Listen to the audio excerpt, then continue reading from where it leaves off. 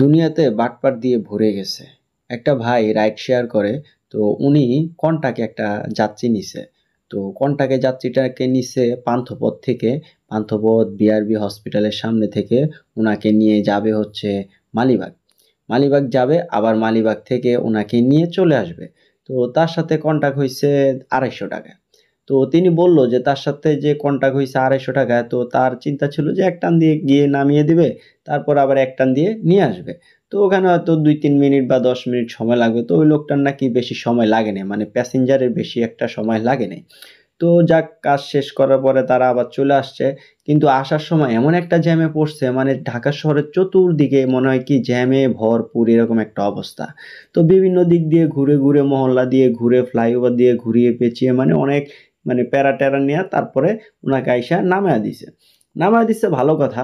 নামায়া দেওয়ার পরে উনি আস্তে করে ওনার হাতে ধরা দিল, মানে যে যাত্রীটা, ওই যাত্রীটা ওনার হাতে 150 টাকা ধরা দিল। ধরা দেওয়ার পরে তারপরে তাকে বলতেছে, ভাই আপনি একটু বসেন, আমি একটু ভিতরে যাই, ভিতর থেকে আইসা আপনাকে বাকিটা দিতেছি।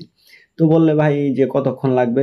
কারণ যদি অ্যাপে যেত তাহলে কিন্তু ওনার নাম্বারটা থাকতো ওনার কাছে, হ্যাঁ, মানে যাত্রীর নাম্বারটা রাইডারের কাছে থাকতো। কিন্তু যেহেতু কন্টাক্টে গেছে, যার কারণে মানে তার কাছে কোনো নাম্বার নেই। তো ওই যাত্রী যে ভিতরে গেছে তো গেছে আল্লাহর বান্দা, কিন্তু তার কোনো আসারই খবর নাই। হ্যাঁ, যে টাকাটা বাকিটা পাবে, মানে আরো 100 টাকা পাবে। আর যেহেতু একটু ঘুরা ঘাইরা অনেক জ্যাম জুম পার করে আসছে, তো যদি কিছু ভাড়া দেয় তো দিলই।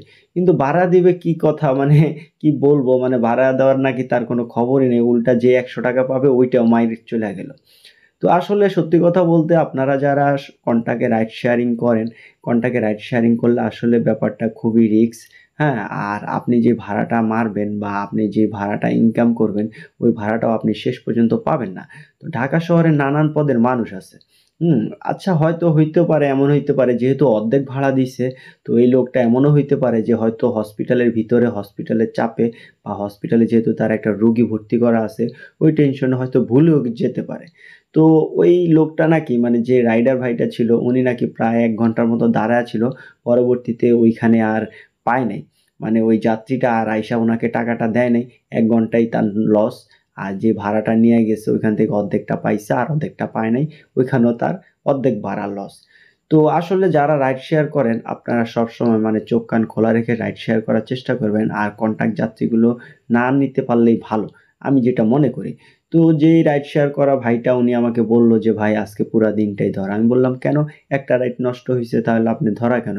বলল যে ভাই এই রাইডের টাকাটা দিয়ে হয়তো আমি নাস্তা করতাম, খাবার খাইতাম, বা আমার 2 লিটার তেল ভরলে বা 3 লিটার তেল ভরলে এখান থেকে মানে কিছুটা হইলো আমার মানে আগায় থাকতো।